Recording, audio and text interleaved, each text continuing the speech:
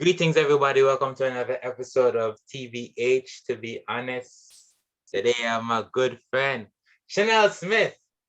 Hey. Shennel, what's up? Hey. I'm good. It's hot. Uh, New York has been heating up, and then these last couple of days it just get cold all of a sudden. It's like That's New York summer. weather though. Like it can be raining one day and it just like it gets blazing hot the next. Where you are? No, we're in New York. Oh, New York. Yeah. That Yeah. happens. But the temperature has been like super bipolar. Yeah, so Right. we're just waiting on summer to officially come. But anyway, Chanel, here's what I ask everybody. Okay. So who is Shennel Smith? I got asked that same question yesterday in a retreat. I am a free spirited individual. Not necessarily carefree, because I mean you have to care about certain things, but I'm very free spirited. I like to challenge ideals, very spiritual, very grounded in what I believe. Like to speak my mind, and I like to connect to my emotions a lot. I'm not emotional, but I like to explore my emotions. And there's a bunch of other stuff could go on. Yeah. Yeah, I've been exploring the idea of connecting to my emotions just this week. I've been thinking about that a lot, like thinking about as a what I am, like as a musician and just as a person. And I just feel like I feel things very deeply, and I like to tap into that with my music. Right. And also with like these conversations where I express how I feel about stuff. Right. So that's interesting that you said that. Yeah, Chanel. So we met in 2017, right? Yeah. That's when 2017. Unless did we meet when I don't think we met when I did teaching practice. So for our viewers, Chanel attended the greatest high school in Jamaica, Manchester High School, which is also the school that I attended, but we didn't attend the same time.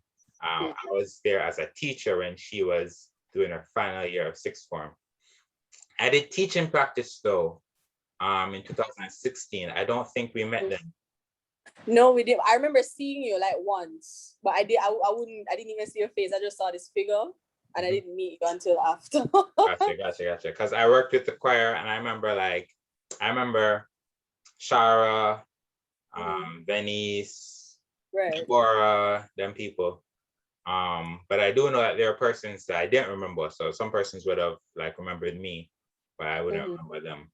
So yeah, I remember I got the job at Manchester High, and I was super excited about it. I don't know why. I remember the first day when I went to new teachers orientation, and there's just this joy in me, like just being back on the campus. I remember the sun was coming in the windows in the top hall, and I just felt, I can't describe the feeling. But I knew that there was going to be a challenge, right? Because Right. I know how choir members are with the Right. choir directors, right? Like the most loyal people on the planet are choir members for the choir directors. Zine. The advantage I had though was the fact that I came in and did teaching practice. So Mm-hmm. I wasn't a totally like new face. But I want to know what was your what was your experience like with the switching directors and how that played out?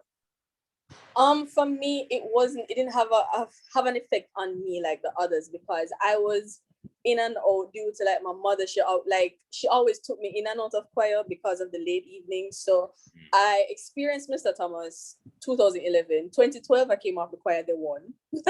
And then I went back for Mr. Swabe. She took me off the choir again, they won. Wow.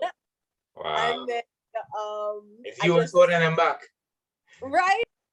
I was I was thinking like, wow, it's just every year I come off the choir, and then like I think I stayed off for a period of time. I was kind of like done with the choir because me I said, sure, I have a passion for this, but every minute my mother take me out. So when it came back to sixth form now, where I had a bit more freedom, I guess I was like, all right, cool. By then, the rest of people were kind of acquainted with you, so it was awkward for me because I said, all right, it's not like Mr. Swaby who me didn't know, or Mr. Thomas, like this is a whole new teacher. He already had a year with, I think you already had like a year with them, probably from the teaching practice or Yeah, it was. choir. I'm It not even was. sure. It wasn't a full year. It was a semester. I don't even think it was a full semester, but it's probably like a good Right. 2 months or so. Yeah. So, sorry, Shakira was like, "Yo, come on, choir," but like Shakira was the president, and so she was like, "Yo, you need to come on, choir." Like, it's like this new guy, like him already know Uno in our work with Uno, like me just go up in the practice, and it was kind of awkward for me. So but in terms of like switching directors, it wasn't awkward, but it was just going into something that was into a relationship that was already developed between you and them. I was like, all right, like kind of, even though me know them, Mm-hmm. I didn't know you. Right. So yeah. All right. So did it change? Did it remain awkward? I don't know. Was it a whole? No, it didn't. No, for like the first practice, obviously was like awkward because everyone already had a feel of what your directorship was like and how you handled the choir. For me, it was awkward the first time because I'm like, all right, if a choir director move a different way, I don't want to come in and be too comfortable or whatever. But over time, and you were probably the first choir director, no shade to the other two, but you were probably the first choir director that I saw that used up the talent in the choir. So, you saw, like, it wasn't just one person singing all the time. It wasn't one person leading all the time. Like, if you saw that someone had some kind of potential or some kind of star quality, you'd be like, and it was amazing to see how diverse the choir became because, you sorted, who could do this. And even if someone was scared, you always kind of encourage them to, just take control of the talent that they had. So over time, it became very like natural. You guys made that easy because the choir was so full of talent, though. Legit, the choir was so. I remember coming in, and I'm a fan of sports, right? And in sports, you have these different star players, and the team has its weapons. The choir had so many weapons. Like I could go anywhere I wanted to go with it, whether it was Shara, and she had a certain kind of vibe with her. Tiffany has like one of the most unique voices out there. I'm saying, yo, Tiffany's voice great. Yeah, people under the choir that are amazing, like Shennel and then Bethan joined, and so she started the thing. Deborah, like it was just so many different places I could go with it. And then if I need something like real strong and powerful, I could use Shakira or Shahira. Shahira have that kind of dancer thing there. So like it was really easy for me to. It's just like my little experiment. Like I can just I'm creating the arrangement. Who am I gonna put on this one? It was never like this is our lead singer. I can't. And that's what I like. That's what I like because I'm like, finally a choir where it's just not one person singing, And this goes for like across all choirs I've been in, whether church or school or wherever. It was like it was probably the only choir I was a part of where it challenged people to be in the front, and it wasn't just there's one designated person. Like everyone gets a fair chance, just depending on what the vision you had for the song at the time, So, but yeah, that's what I like the most about the choir, that it was just very diverse and it used the talent. You can't use the same person all the time. Right. Yeah, man. Choir was super fun for me personally. I used to love. I remember this one time where I don't remember where we're going, but it was during school, and I pulled the whole choir. And I used to love that. And y'all used to love like being pulled out of classes and things. Yeah. And then we just be in the music room, like during school or whatever, and just rehearsing like that. That the practice space was so sacred to me. Mm-hmm. Like the performance is dope, and I like performing for persons or whatever. But the rehearsal space, that was always just like a sacred space that I just loved. Y'all used to get on my nerves. Yeah, we did. We couldn't stop the talking. I'm so sorry about that. That used to be annoying. The most annoying thing was, walk too slow. I remember when we'd have to go to appointments where we're supposed to walk, like either we couldn't get the bus or whatever, but it's in Mandeville, so. And y'all just walk so slow. That's true. Like they would be like miles ahead with his backpack and then turns around like, guys. Yo, And I mean, yes, you were walking slow, but you walk really fast. fair. Okay. But y'all weren't even trying. Some of y'all would try. Some of y'all would like. I was trying. But some of y'all would just be, and I'm like, it used to annoy, like, it used to seriously annoy me. Like, Yeah, I got it. Yeah. swear. Like when we had JCDC the time, and I think we were late. Yes. Yes. And you were like already at the gate, and when they turned around and just saw us like they're cruising, you were like, "Oh, guys, what's up?" I swear, y'all are lucky. Y'all weren't adults, because sometimes we don't want to like.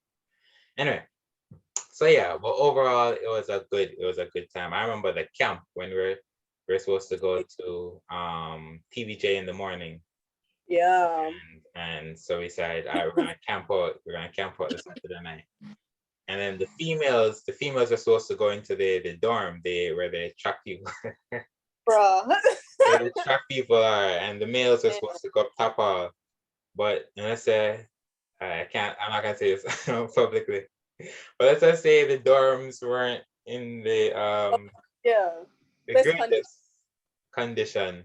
Right. And also we just wanted to be together for the night. Right. Yeah. Like, what fun is the camp if it'd be me and Lejay and Royal. Right. Right. So we called Mr. Gabriel and we asked him, and he allowed us, and we were all in the top hall. Everybody spread out the mattress. The mattresses and stuff. And then we had a rehearsal, and that would have been like midnight, maybe like 11, 12, and we're just like running through songs, and that's a night I'm not gonna forget. That was a special night for me. Same. Yeah, that was dope. I remember when you joined Miss Manchester. Oh Lord. And you came to me with this arrangement. Yeah. And these weren't no Katy Perry or no, these are like some Atlas, some Etta James, some like, how did you, if I don't know if you remember, but how did you like put this together? How did I put it together? I wanted, because I'm not a performer, I'm a singer first. So I wanted to highlight my voice. Mm-hmm. You know, I knew other girls would have been dancing, boom flicking. We saw that. But I wanted my voice to be the center of attention. So I chose songs that I knew would have highlighted my voice. Mm-hmm. And also I like the females that I chose as well, you know, they're vocalists, and those songs are kind of like more older songs. I gravitate more towards those. So, and I drop a little new school in there with the reggae, and that was right. Jack here. Aside from him though, but I really wanted to showcase my voice. So that's how I came together with the arrangement. And I think the theme for that year, it was like, I remember the photo shoot we did, we dressed up as like women from the past. So like people dressed up, I was Whitney Houston, somebody else was Anita Baker, somebody else was Billie Holiday. So I was just kind of going with that theme as well. Right. Dope. I remember because it was like, I don't remember how many songs. It was probably like 5, 6 songs. And they were like all different vibes. And so I had to like, here, arrange. And I was like, yo, well, some fast, some slow. And I was like, how am I gonna put? But how we put it together, it was like really good. It just really, it really transitioned and grew and was this thing. And then it ended in the reggae, and I was just like, this is pretty. Yeah. It's pretty dope, and I enjoyed playing it for you. Yeah, man. You never played on the day though. I don't wait. Did you play on the day? No, there was the pre-judging. That's what it's called. Yeah. And I played for the pre-judging at Chester, but the day it was a Friday night or a Saturday night? It was a Friday eve, so you had to right. I couldn't, yeah. Yeah. I didn't even remember that I didn't play, but yeah. Yeah, man. It was dope. Yeah.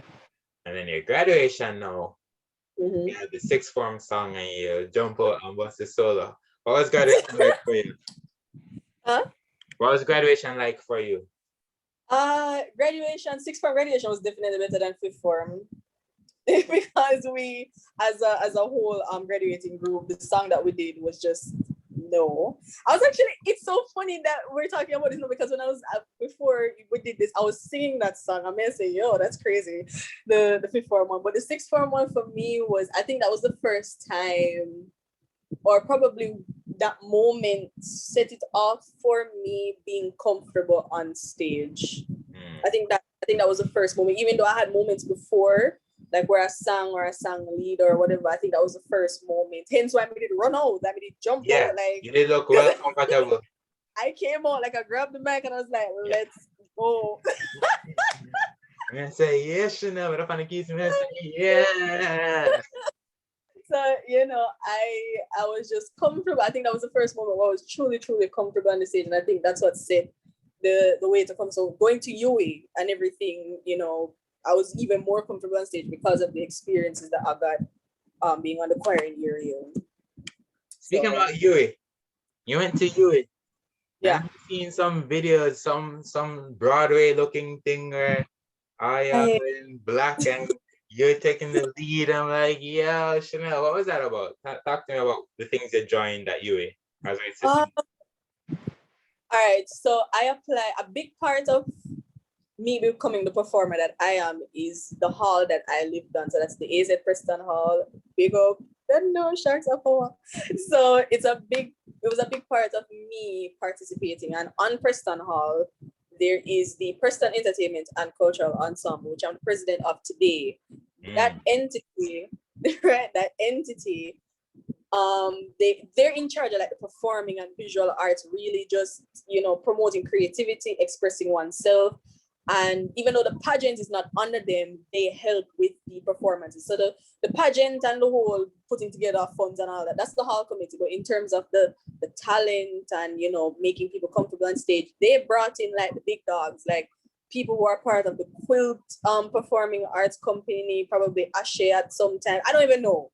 People were just always there, big people. You had Gregory Sims, who is the director of the Jamaica Youth Choral, and his co-director, which is Odin, and just all of these people who are high up there, you know, in terms of the visual and performing arts. So going on stage just became a regular, reoccurring thing at UA. By now, I feel like if you live on Preston Hall and you're not used to being on the stage, you weren't a part of Preston. So I joined various pageants. I joined the Miss Preston pageant, came second. Joined Miss Sosai, came second again.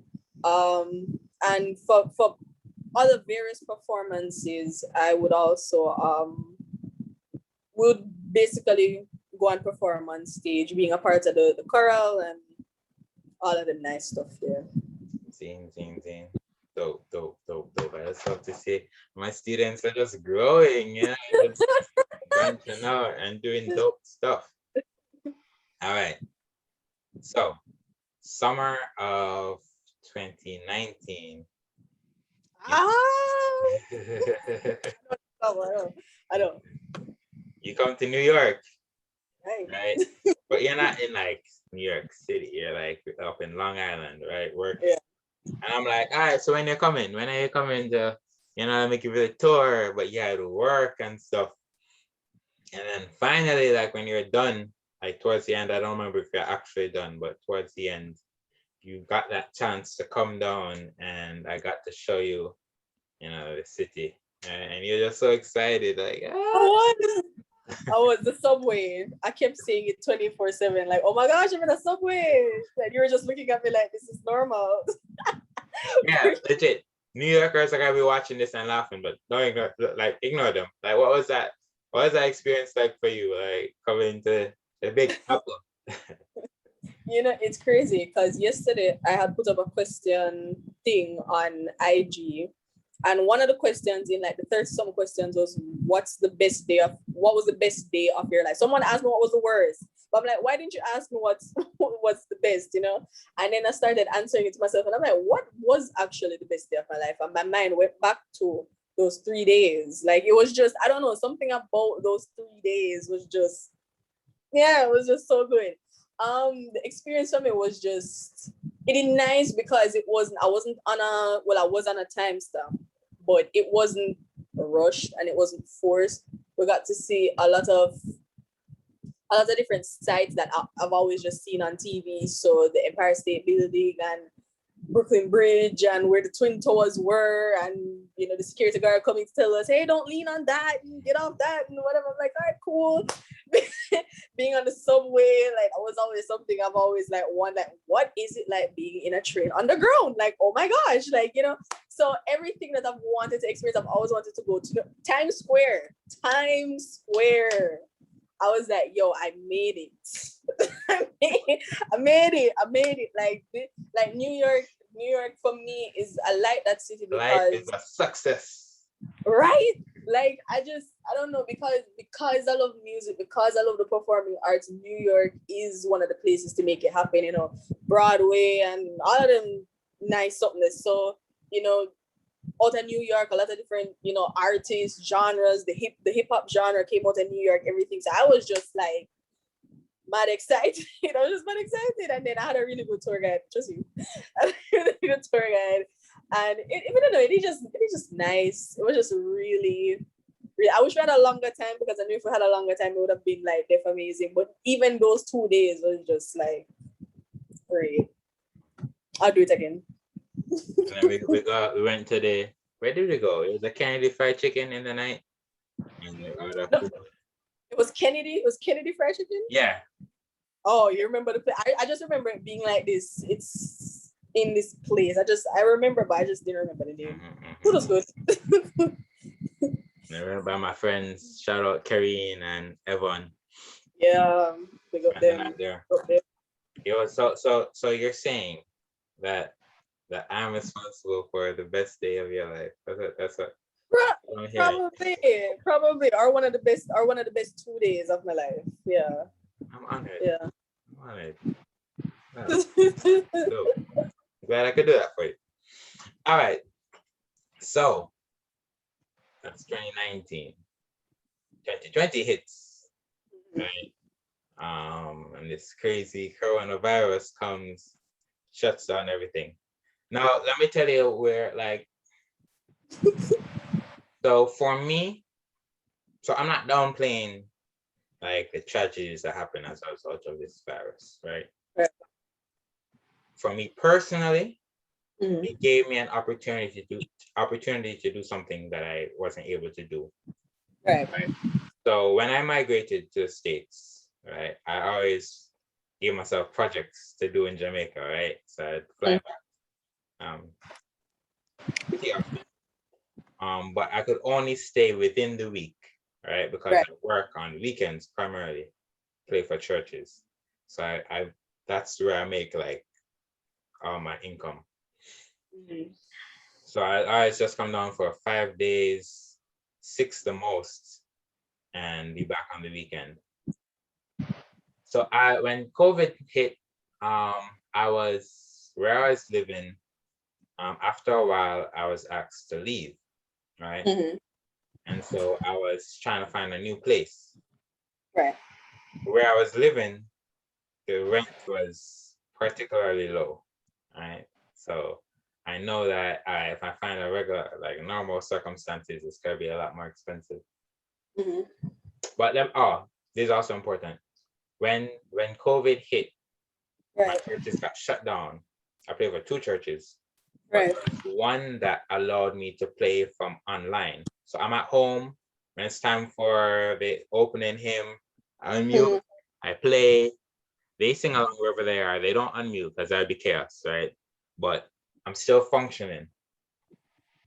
So now fast forward to the summer when I'm looking for a new place. But then I think, wait a minute. If I'm working from online, I can't be working in Jamaica, right? I can be in Jamaica and go on the Zoom and play just the same. Mm-hmm. And it won't just be me playing, because I have mad singers in Jamaica. Like, there's so many.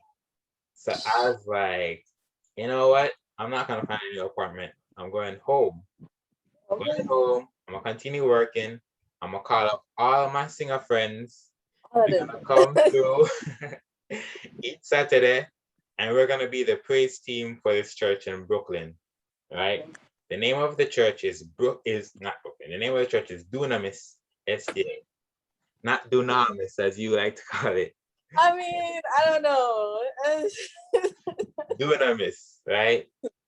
Yeah. So I called all now most of my singers in Mandeville are from either two places, Manchester High or NCU, right? Yeah. Now because of the shutdown, a lot of the NCU persons are home, wherever home is. But I know some of them are in Mandeville. And the Manchester High people are from Mandeville. So I call y'all up, y'all start coming by every Saturday. And we have these pretty much what turned out to be like worship sessions. Right. We're singing for this church in Brooklyn.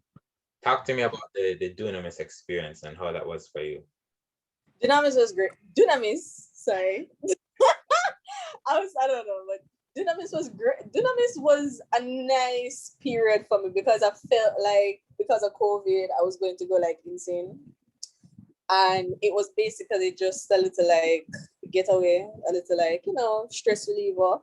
And I'm always excited to be in a room with talented people, with amazing singers. So it was just like Quiet Days again, where everyone who's talented, but in a different way, just everyone being in that room. So yeah, Tiffany coming by, you had Shani, you had Rowell, you had myself, Shakira came by, Deborah came by sometimes, Shahira came by sometimes, so it was just a nice mix of people. Gio was there, you didn't make Akeem come by one time. So it was just crazy talented people, And we're all there in this nice little, living room. And I don't know, it was cool. It was just like I was, spending a day outside of your usual home. And again, it was just like a getaway. So just spending. Are you hearing that? I heard so. Okay, I just wanted to know. But yeah, it was just, I don't know, like even I wish it could have lasted longer, but I knew you had to go home. But I wish it could have lasted Don't longer. call it home.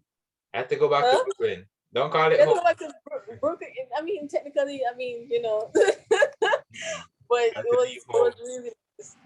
It was really nice, and you put me onto a lot of good songs. So like even now in my phone I have Free Indeed by Timothy Reddick and Jehovah's Sabbath by Shabbat. I Shall Not Fear. Yes, yeah. So it was good. And the little chefings too, with the little cheese sandwiches and stuff, It was good. The tuna sandwiches, great. Yeah, man. Dunamis was a vibe for me because my time in New York, you said I put you onto a lot of good songs. I was put onto a lot of good songs when I was in New York. And I was just like getting all these songs, but I didn't really have a group to sing them. So once I reached back and I was like, singers in front of me, let's go. boom, boom, just firing them out. Like, yeah, it was great because I haven't since I left Jamaica, I was working with the Dunamis choir, which is the adults of the church for the whole part, and it was somewhat of a rebuild with them, and they made tremendous progress, since the time I went there and whatever. But in terms of like what I was doing back home, I didn't have access to that, where like a choir is already established and level and able to just deal with whatever I'm sending out. So yeah, it was definitely refreshing for me to be back in that space, and to have this group that wasn't a set group. So it's not it's not these 5 members. It's like every week is a different look of the group. It's a different combination of the singers. And just like what you said about Manchester High, where we have all these different soloists and whatever, I'm back in that space. So I can just be like, you do this solo. You do it this time. You do this. So like that was definitely, and then just me on the keys, just orchestrating that. That's like just the ultimate for me. So I'm appreciative. I've beef with you though, because you're always making me sing soprano when I'm just not that. Yeah. Yeah, no laziness. No, go up there. Up there. Yeah, man, definitely. And then we go a shop that one time. You and Shanae came with me to the shop. Yeah, it was me. Yeah, I don't know. It was me. I just appreciate the small things in life. Walking through my neighborhood, seeing seeing the shops. Anyway, so so now this was we're wrapping up because so my plan was to stay in Jamaica. I thought I was gonna be in Jamaica longer, right? Because I'm saying until Dunamis reopens, that's the church, until the church reopens, I'm not going, Right. right? I was having the time of my life. um, but then they say that they want to reopen, they need to reopen. I'm like, man, it's just 2 months. So it's like, cool. You had a birthday. Now, Yes. from Chester days, we've been talking about this Portland trip, right? So Yes. there's something I wanted to talk about earlier. Because this was huge for the choir. When I just got the choir, when I was just working at Manchester High, within the first month, my grandmother passed. Yeah. Right? Now, my grandmother is from Portland. Mhm. She used to live abroad, then she came back home and she was in Portland. My mother was in Portland at the time as well, kind of taking care of her. My grandmother passes, right? Now this is still in the stage where I'm still learning the choir, Manchester High Choir. I'm still learning the members. They're still learning me. I'm still learning the potential and all of that, right? So my family wanted. I think initially my family wanted Shahaya to come because I had already. But that time I was with Shahaya for like 5 years. So Yeah. naturally, when they think about me providing music, they're thinking Shahaya, right? Mhm. So I'm like, all right, Shahaya, but my family doesn't have money to transport Shahaya, Mhm. right? So I'm like, wait a minute. I am a staff member of Manchester High School. Right. Manchester High School has a bus. Right. I'm not paying for no bus. I'm grieving. Yeah, Yeah. y'all need to, but Manchester High is not gonna provide a bus for Shahaya to go nowhere to Right. sing. Yeah. I have this new choir that I'm learning them, they're learning me, whatever. So I'm like, all right, well, Mr. Gable, here's the situation. I'm grieving right now. You know why I'm grieving? My grandmother just died, right?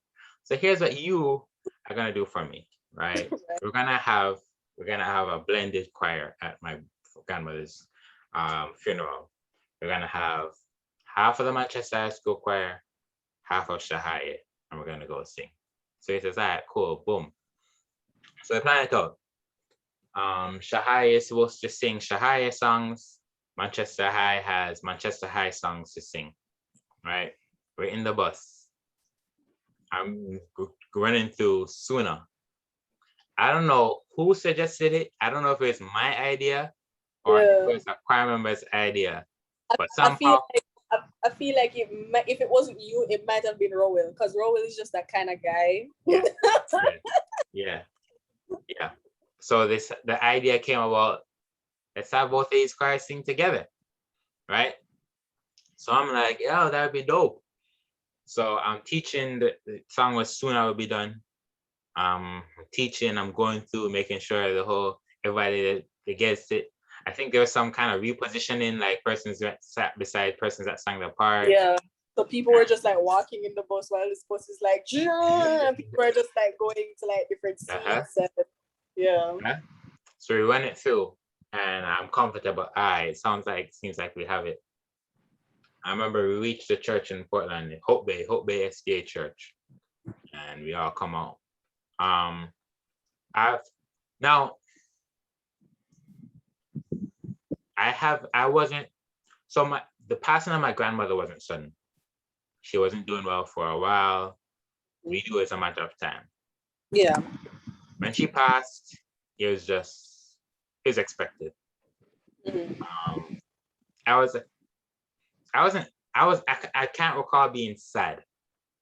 You know, You were. No. I mean prior. Like Oh, okay. when she died, it's just like, okay, we knew this was coming. Yeah, I felt sad for my mother because I knew that she would have been sad. But like Okay. for me personally, it wasn't like I wasn't grieving, except for when I talked to Mr. Gabriel about the bus. But other than that, I wasn't grieving. I remember when, and even in the church, casket, all of that, I was okay. Y'all go up to sing sooner. Y'all singing sooner. I was okay. Something about that last note, like when we sang the last note and I cut y'all, it's like this, like my eyes just watered up. I don't know. Yep. It was just something about it. I remember that. That's why I said you were sad, because my mind cut back to that moment. I think in general, everyone kind of felt sad. I don't know if it was the spirit or whatever, but I remember after you had cut it and we all came off, and I looked at your face and I could see the waters, basically, like your eyes were red. So I was like, all right. But then again, when I looked around, everyone kind of felt like kind of emotional. I don't know. I just felt the timing that we sang the song in this sad occasion, and it was a very powerful song. I mean, Suna is a very powerful song. So when you sing it at such an occasion, right? It was that and Heavens Are Telling. I think that was the best rendition we ever did of Heavens Are Telling. Something was right in that room, but I mean, I don't know. But yeah. Yeah. So yeah, man, that was definitely like a moment that I always remember. That was, yeah. So now that was the birth of something else, right? So before that day, okay. So before that day, I was like, all right, these are high schoolers. I'm gonna choose some nice songs, but songs that they can manage, right? Like, this is like the ceiling, this is what I'll give them. Now, after the funeral, I remember we were back in the practice room now at Chester. By the way, we had to leave early. I was so upset about that. We had to leave because the bus was giving trouble. And so bus didn't want us to leave too late just in case we break down or whatever. Because we're supposed to stay at the repast and eat and meet my family and all of that. But we had to leave early. So I was disappointed, but it was all good. But what I was saying was, when we're back now at Chester, probably the following week, and then just kind of we kind of just ran through Sooner. I was like, they can sing Sooner, like they cause y'all at the funeral y'all sang Wish the High, right? So but y'all are by yourselves and y'all are managing the song, and I was like, I don't need to put no ceiling on this group. Like, y'all, no, I can come with like whatever, and y'all are gonna tackle it, and y'all are gonna like kill it. So I'm like, all right, like that just freed me up. Where like same mindset I had with Shahai, I had with y'all. Like, yo, we can do whatever. Boom, let's go. And then I remember NCU had a choir fest, right? Yes. Yes. NCU had a choir fest, and we prepared sooner, right? But I was like, I'm not going to tell any of the shy persons, right? And then I remember before we went up, like, y'all started to get timid, like, y'all were like, sir. Yeah, we come and perform this song for the Shahai, like that's their like, song. Sir, you sure you want me to sing them song? Sir, not go back, sir. I'm like, yeah, no, it's all good. Whoa. You could hear that? Yeah, I did. So yeah, but then I was like, yo, relax, calm down. We're doing this song. Now I remember I went to the keyboard and I played the starting notes. Now that would be something that I played at least 1 million times for Shahai, right? So when they hear that now, they're like, huh? But Shahai, people think Shahai is hype, right? Tahaya is mad supportive. Like that's just how they are. Like they root on persons. Like they like Right. that's the kind of vibe. So their thing was kind of like a. And then I remember when we started the intro, and they all started jump up and Started cheering and everything. because I know that that's how they are as people. So I knew it wouldn't have been an issue. They would have been like impressed to be like, yo, yeah, all right, just let's go. So I remember we did it.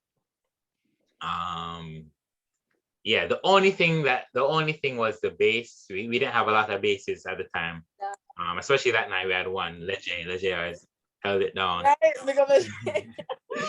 Right, but yeah, and then when we finished the song, it was just like the appreciation from everybody, especially the Chester persons, and I was like, all right, boom, I have something here where I have a choir that can just do whatever. But saying all of that to say, I backtracked because we had to leave Chester, Portland early, the funeral. We always spoke about having a Portland trip. Right. That was always something that we wanted to do as a choir. As a choir, or at least the seniors. I was reluctant. I don't want Jardine them to feel that way. Jardine, I love you, Britannia. But at least the seniors, I think we were like, all right, let's have a Portland trip. And we can't have about 4 to 5 persons in Portland.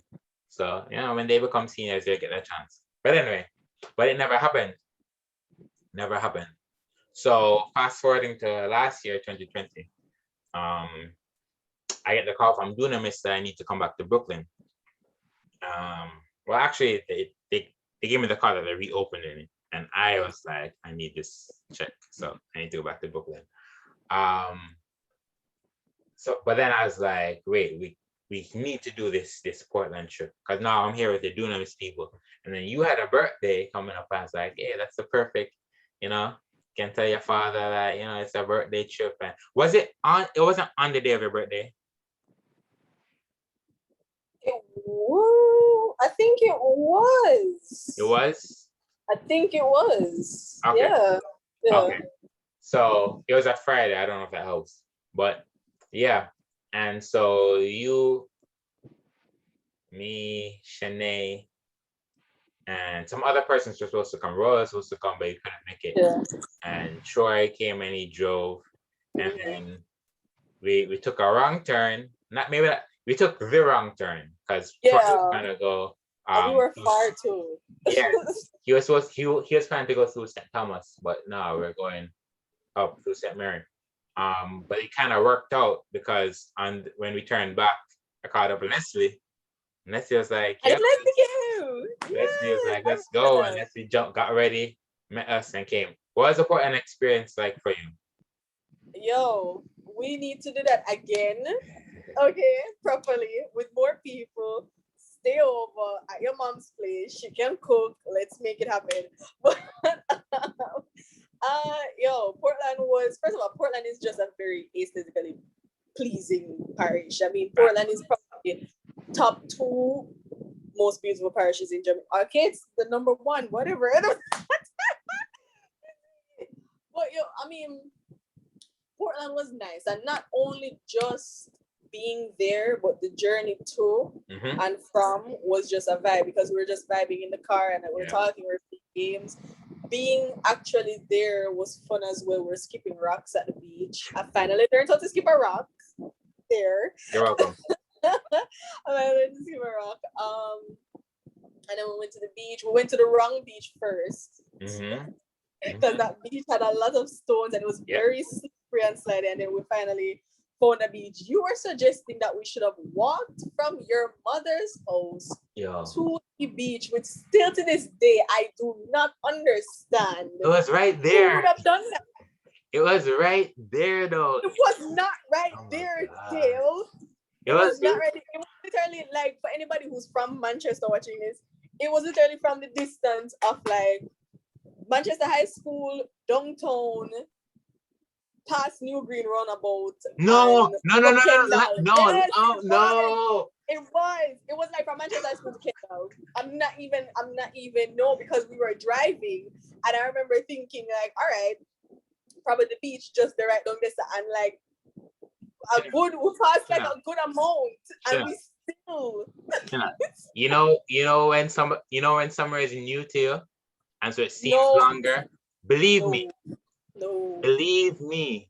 No. That's what's oh my gosh. You remember what I said? Remember what I said? You're a fast walker. So for you, something like a normal person would see it as long, but for you, you would burn miles. I've walked the New Green Roundabout already. Like, no. Who's walking to New Green Roundabout? No, but what I'm saying is, I know what that feels like. It's not even close. It is. From the house out to the main road would be like from Manchester High to Mandeville Hospital. Not even that far. And that's a long walk. Not even that far. But it's not walk. New Green Roundabout. And then no. And then, from the house to the main road. And then the main road to the beach that we went is like from hospital to Elite Mall. You're lying. No. Paul Troy. Troy was the driver. It was not. I think even Troy was saying, "Really, Dale, I walk it in one. Come here." So it was not near. I know if you ask Troy, I know if you ask Shanae, and I know if you ask Leslie, she's going to agree and say that it was not near. If y'all disagree, but I'm pretty sure that it was not. Because I remember Troy driving and I'm like, they really wanted us to walk like this far. It was not near. You recall that the road is narrow, right? So we're driving. I'm talking about distance. No, hold on. So we're driving slow. So oh my gosh, the road was clear. Why were we driving slow? No, I'm talking about because the road is narrow. Remember when the bus was on the road and if you're saying that I go drop over? Yeah, but that's a bus versus a car though. Right. But still, we're driving slow because of the narrowness of the road. So a 5-minute drive on that road is not a 5-minute drive. Like no, but I'm not even talking about like. I'm not even talking about. I'm gonna take you back. I'm gonna take you back, and we're gonna. Trust me, you're wrong. I'm not wrong, but all right, cool. The New Green Roundabout. Anyway, it wasn't that long, but yeah. Anyway, back on track. Yeah, it was a nice place. It was like I feel like if I just needed to really clear my mind and get in tune with nature, I would definitely go down there. I would definitely go to Portland. And where your mother lives is very comfortable. It's just a very nice, chill, spot next to the river. Just really nice, really cool, really chill. The house is nice, by the way. The house is nice. I don't know. The house is nice. I like when a house looks good, and her house looks really good. Yeah, it was a nice experience. Definitely would want to go back and with more people. Yeah. I'd also suggested that we should go there and not only just go there for the day, but like spend the night. Yeah. Bring a keyboard as well, because if you have so many singers one place, it's only one thing. Yep. Definitely. Next time I'm in Jamaica, I'm definitely planning it out for sure. Everybody needs to come. Like Roel pulled out last minute. I just want to Yeah. Now on the trip back to Mandeville is when I learned that you are a music encyclopedia. Yes. We're playing like word association. That was it. Yeah. Where you give a word and you have to give a song that has the word in it. And Shennel has the entire history of music like between her ears. Like songs from before her mother was born, like right up to like present. Like talk to me about growing up and you're listening and what put you on to like all this music. Well, all right. So for me, I usually say, I don't have a bias when it comes to music. Anything that sounds good, I'm gonna listen to it. Certain genres I don't listen to one of those genres, and I don't want anyone coming for me for this. I'm not going to listen to dancehall because I feel like dancehall just gets very, too much. Well, I do, but old school dancehall. I just feel like new school. It's just I mean, I don't listen to new music really, so it's all the same. It's just not my speed. But I just find it fascinating learning about the history of music and where music has started from, and coming to realize that a lot of music, no matter the genre, no matter if it's gospel, R&B, reggae, dancehall, pop, funkadelic, whatever, country, it all started with Black people. Unfortunately, it was appropriated, but for me, again, as I say, as long as it sounds good, and I'm here for it. So I like to watch documentaries behind the music stuff, how the genre came about, and the year of this, the year of, I don't know, I just find it very fascinating. I like to watch the behind the scenes of how artists made some of the most influential albums of all time. So for example, I remember when Michael Jackson's Bad 25 came out, I was like on that, because I had to see the behind the scenes and how these songs came to fruition, and how the process of that, how it was made. So I don't know, I just like to soak up all of that knowledge when it comes to music. I listen to everything. I like music. I love music a lot, and I try to expand, I guess, my knowledge of music, because if I'm going to sit down and have a conversation with someone about music, I owe it to that conversation to at least know what I'm talking about, or to have some kind of background analysis. Because you have a lot of people who say, "Oh, I know music." I start to talk to them. All right, so tell me about this, or do you know the origins of this, and who was the creator of this? And they can't really answer you. And to know where current music is, you have to know where it's coming from. And I always say that all the time. You have to know where music back then, how it started, to where we are now. So you have people like Ella Fitzgerald. If it wasn't for her, she walked so Jasmine Sullivan could run. You know what I'm saying? She walked so that certain artists like that could run. And you have many other, different people who just laid the foundation so that we have different artists today. And that's why I'm not really such a big fan of the new school, because I feel like some artists don't really take it seriously, and because they don't understand the history. That's why we're getting so much crap music. That's why we're getting so much crap music. And it's like, the people that came before you, like, they toiled and they really fought against so many things to have us as not us as artists to have their freedom to do what they want. But yeah, to have the creative freedom to do whatever they want. So I'm just a big fan of music in general, all forms, all genres, all artists. That's me. So we did this the other day on your live. We're gonna do it again. Top 10 singers all time. You wanna go first, or want me to go first? You can go first. You can go first. All right, so let me do this again, because I did this on your live. I don't have a top 10 like written down, right? Okay. And I didn't have it then. I still don't have it now. What I do is whichever top 10 come to my mind first, I'm gonna mention them. I figure they would have come to my mind for a reason. All right. So off the top of my head, here's my top 10 singers all time. And let me by the way, this conversation came up because when I was on your live, I said Whitney Houston overrated. But we'll discuss why I said that. But this is the what's it called? This is like the rubric for me, right? Mm-hmm. I'm not talking about necessarily the top best voices. Mm-hmm. I'm saying if I wanted to listen to a singer, like I just want to listen to some singing, some good singing, who am I going to listen to, right? Because there are persons that might have a better voice, but what they do with it isn't really my speed. Right.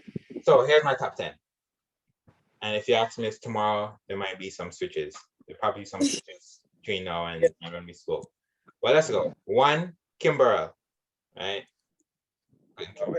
Kimberl's a beast. Right? She's always going to be number 1. I'm going to put Miley Music up there as number 2, right? There's no particular order, but it's the second person. Miley Music, right? What the things that he does with his voice. And yeah. and him as a performer is amazing. I'm gonna put Jonathan McReynolds up there, right? Things he does with his voice, and his songwriting and his performance, his stage presence, and all that. Putting him up there. That's 3. I'm gonna put Jay Moss up there. Okay. Jay Moss, I think he deserves to be in my top 10. Right? This person, her voice isn't like the most amazing voice, but what she does with it and her songs and her performance and everything, she deserves to be she's in my top 10. Esperanza Spalding. Right? Oh, okay. You mentioned. Do you know Esperanza? I don't remember if you said you know her. No, I don't. All right, cool. So I'm gonna put you on to Esperanza. All right, 5 more. I'm going to put Laura Mavula up there. You probably don't know her either, but yeah, Laura Mavula is up there for me. I like listening to her music. The next person I'm gonna put up there is known primarily to be a musician, but I'm still putting him up there as a singer, for what he does with his voice and his songs, and that's Corey Henry. Okay. Corey Henry. 3 more. 3 more. I'm going to put, I have some names in my head, but I don't think I want them in my top 10. I'm gonna put Jill Scott up there. Oh, okay. Okay. I'm gonna put Jill Scott up there. Okay. Jill Scott is actually vocally amazing. Right? She is. Some of her songs, it's just kind of R&B thing, but then, especially when you see her live, that's when you really see I agree. Jill Scott's like levels. So I'm putting her up there. 2 more. All right. I'm gonna put this person up. Okay, I have the two. All right. Once I thought of one, I thought of the other. All right. And before I mention their names, I'm gonna put some honorable mentions up there. I'm gonna put Fred Hammond as an honorable mention. Okay. I'm gonna put Donnie McCurkin as an honorable mention. Ty Tribbett, not necessarily as a vocalist, but the music that he produces, honorable mention. Great. Right? And then there are people that like the world loves, and I see why the world loves them, but they're just like Fantasia and Leandria Johnson and Melvin Crispell, the third. Vocally beasts, but they're not entering my top 10. Here are my last 2, right? And this person, he's not necessarily looked upon as a vocalist, but his music puts him in my top 10, and that's Chronix. Right? Oh, okay. Chronix. Because he is a singer. He DJs as well. Yeah. But he does sing. And I said this on your live, and I'll say it again here on my platform. And let me give the pre thing. Jamaicans have a culture where things that are older are deemed better simply because they're older, right? That's true. So you play a song from way back when, and people say, "Boop, boop, a big tune," simply because it's old, not because the song is good in any way. Not saying that's not good, but it's like the older the song, the bigger the tune, right? So we have a kind of a culture where we just kind of cherish what's old. But I'm gonna say this, just artist for artist, Chronix has the potential to be the best thing that ever came out of Jamaica. And I agree. Right? He has that potential, and if he keeps up the speed that he's on, like he's the biggest thing that ever came out of Jamaica. When you think about his songwriting, when you think about his production, when you think about his versatility, think about his content, think about him as a lyricist, like it's next level. And if he keeps putting out these hits like this, not to cut you until before you get to the last one. I can say the same thing. You might disagree, but I think it's the same thing for coffee. No. So I think continues on the speed that she's on, I'm not saying the biggest thing, but because I mean, reason why Chronix would become a bigger thing is because Chronix values bodies of work, and he put the process for him is different than a Coffee. I mean, Coffee doesn't necessarily have an album, but I feel like she can become. It's like how Shaggy is beloved and how Paul is beloved. Yeah, I feel like she has the potential of crossing over internationally, that to the point where no matter where she goes, Shade Room, BET, MTV, people will know her. Sure. That's what I mean. Okay, so she can become like the most popular, like. Right. All right. Fair. Chronix can be the best. I get you. Right. Yeah. So, yeah, Bob Marley, right? And Bob Marley will forever be the most popular, I believe. He'll forever be that legend. If we compare music to music, song to song, talent to talent, Chronix has the potential to be the best.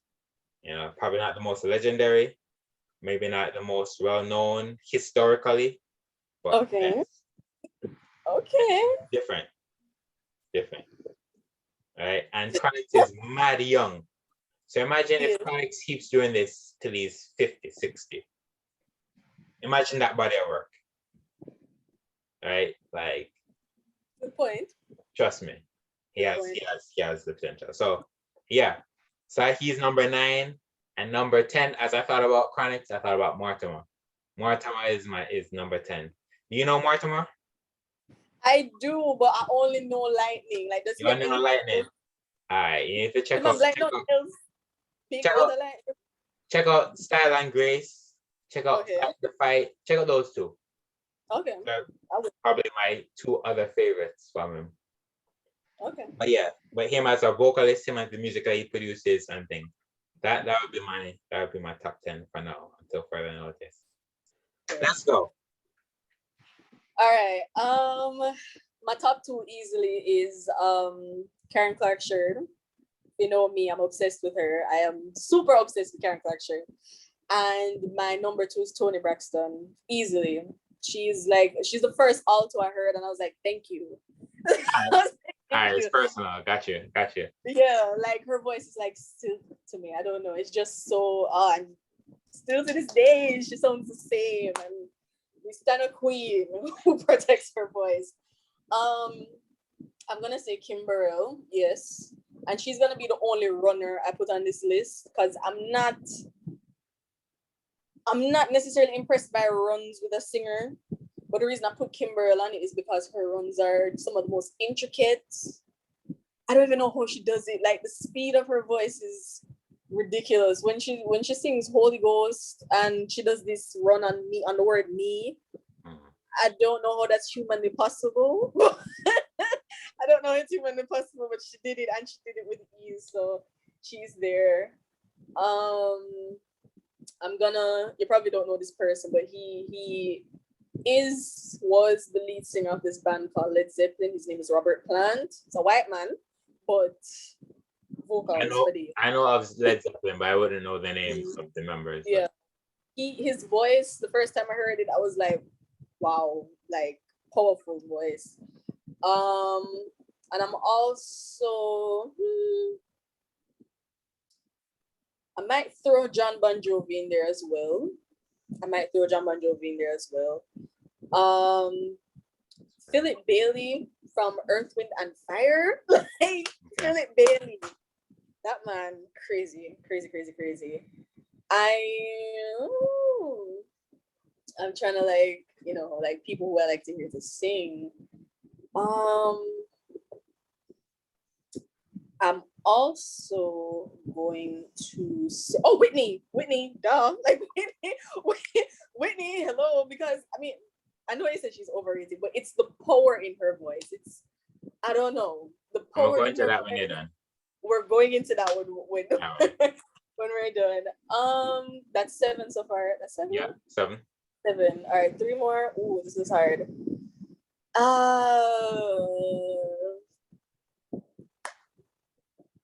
I'm gonna say Marvin Gaye.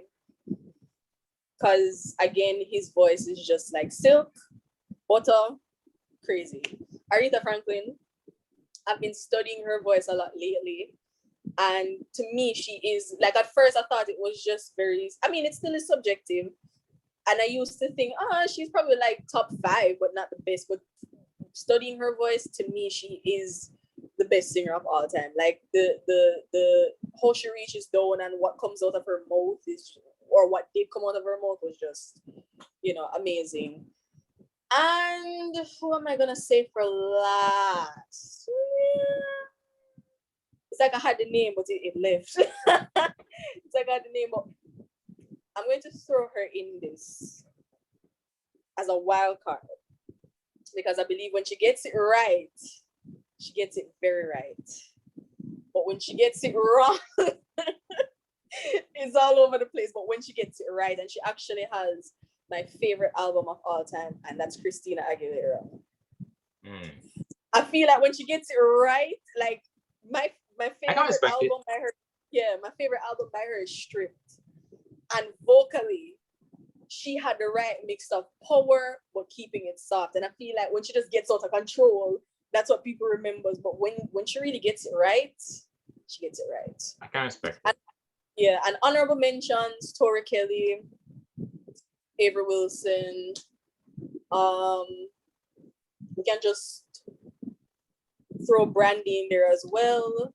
I love Monica's voice because again, I like simplicity in people's voice. Monica is just one of those people. It's just simple, effective, to the point.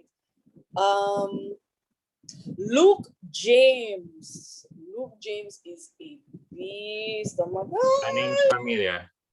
I don't know. I don't know how to describe him, but I just know that he was in. I know his music, but I don't think you know his music. But I know he was in the New Edition. This New Edition biopic. Just look him up. He's in some. I think he's in like TV shows like Star and whatever. But yeah, but his voice is amazing. Fantasia, yes, who I think just needs to do a gospel album to just get it out the way.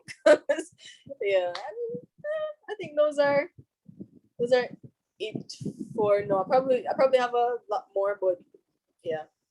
All right, Whitney Houston. Let's go there.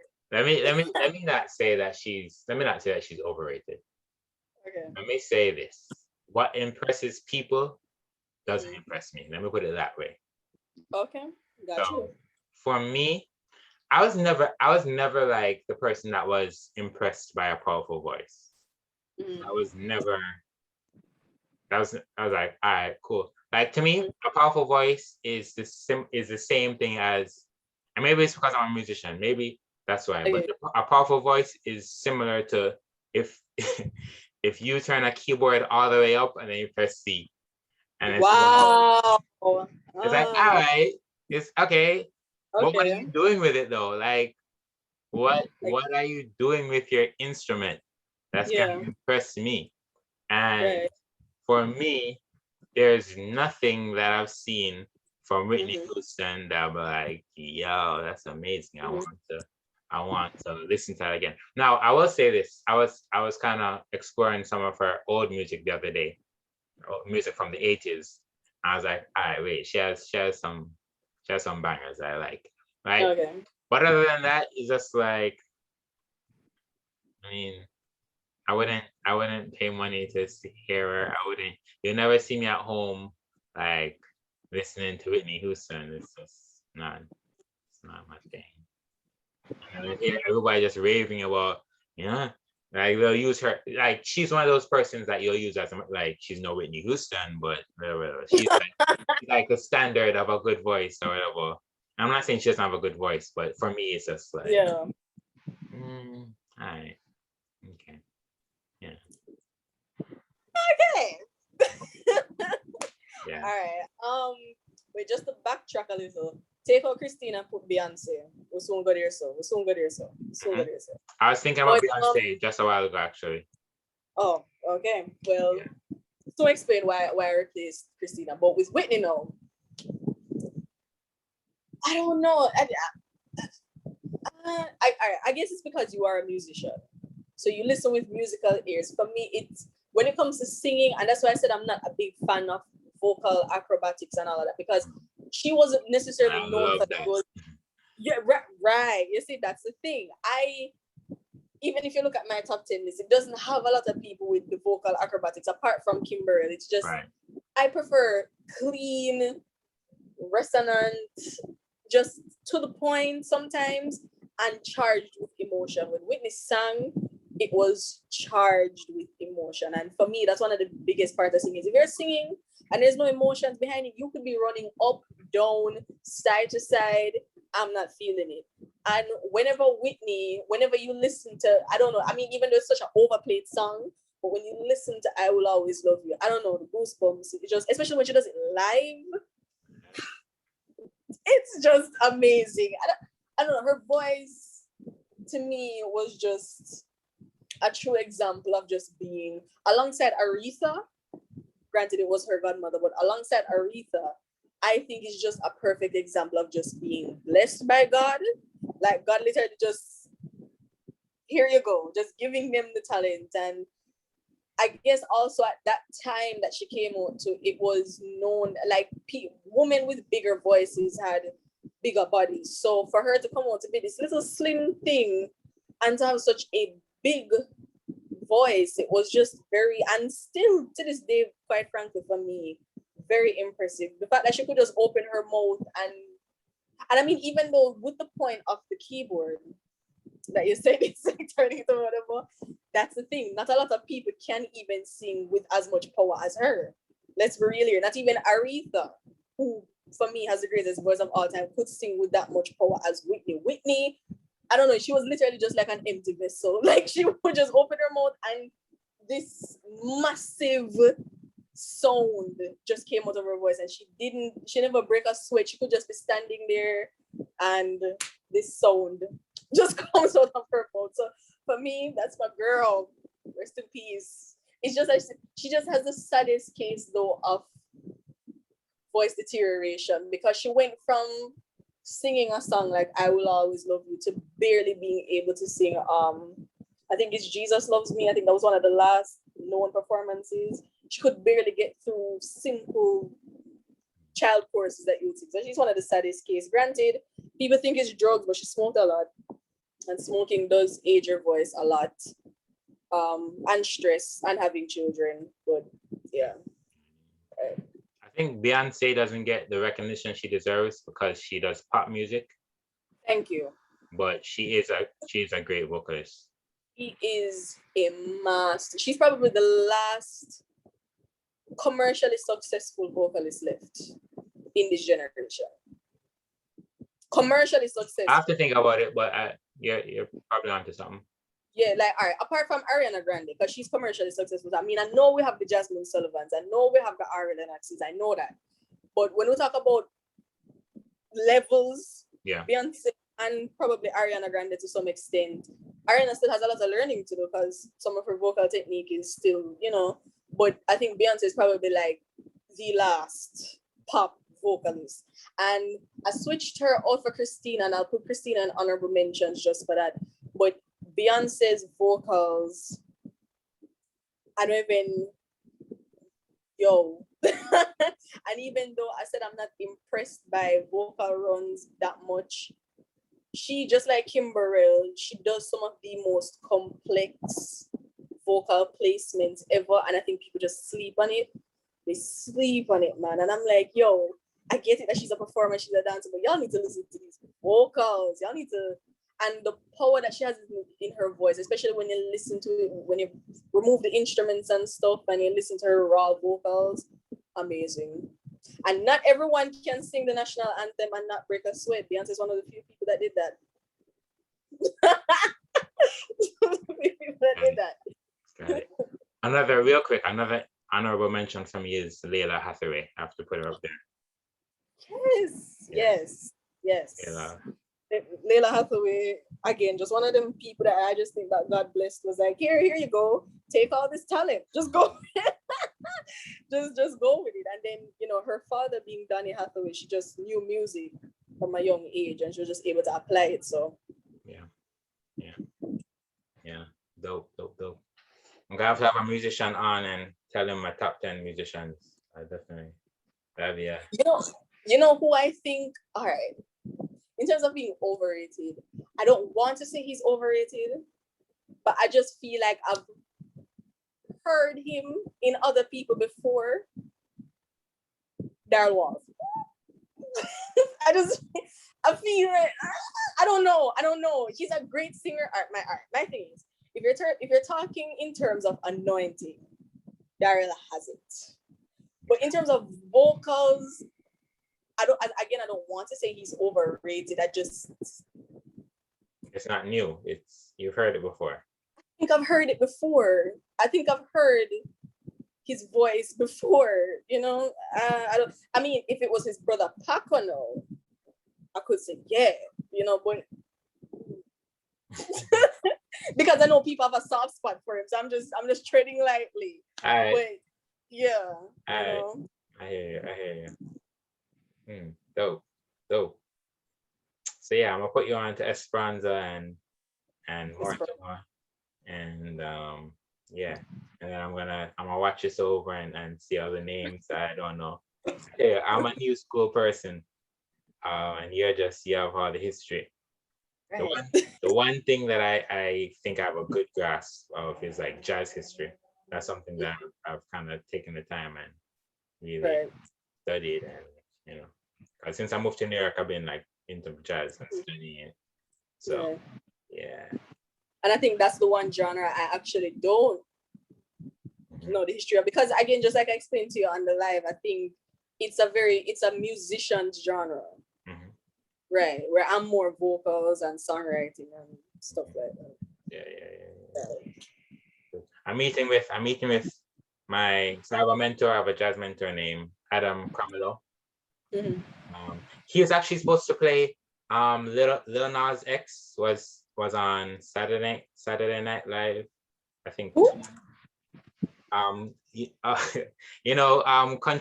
Country Road, Old Country Road. Yeah. Little Nas X. Yeah. So so my jazz mentor is supposed to play for him because he also plays for some pop people, but he's primarily into like jazz and stuff.